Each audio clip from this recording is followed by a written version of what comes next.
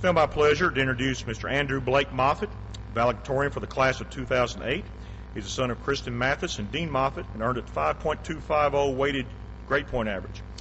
And again, just mentioning just a few accomplishments. Academic team captain, student leadership committee, 2007 Governor Scholar, U of L Alumni Book Award, National Merit Committed Student, AP Scholar, National Honor Society, numerous academic team awards at Governor's Cup, working with Habitat for Humanity, Vacation Bible School, and numerous community services. Andrew will attend Center College this fall, and in recognition of his accomplishment, we're awarding him with this sculpture.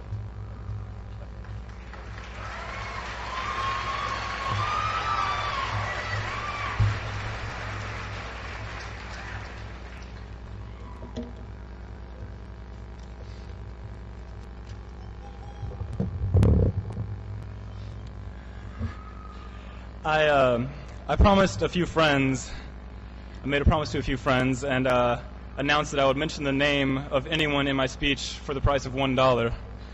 I received the following takers. Alan Bianchi, on condition that I say good things about him. Alan, you're a nice guy.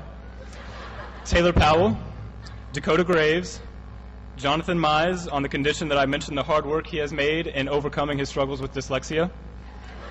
Adam Price, Whitney Jesse, Mommy, on the condition that I refer to her as Mommy. Gilbert Miller, Daniel Weeks, Chelsea Sutton, and Tyler Daniel, on the condition that I mention him last. So yesterday after school, I started thinking about this speech. What I wanted to talk about, what sort of insightful words I wanted to leave all of you with.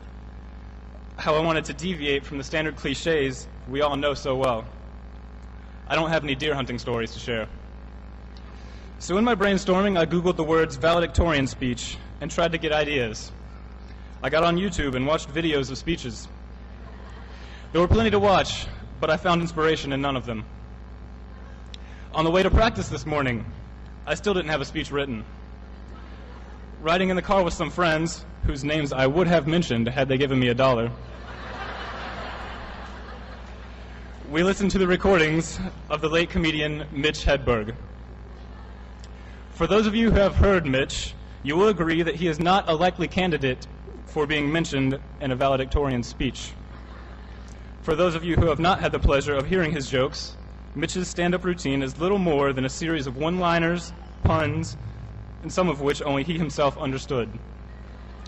One of them hit me as the perfect subject for this speech. Get your priorities crooked. When's the last time you met someone and weren't asked what you were going to do after high school? Where are you going to get a job? Where are you going to college? What's your major? What are you doing after school? How are you planning on doing that? What do you want to be when you grow up? I realize they are well-intentioned, curious, and probably have some advice to share. And I always listen and thank them for their input, because they mean well by it. But really, I'm 17 years old.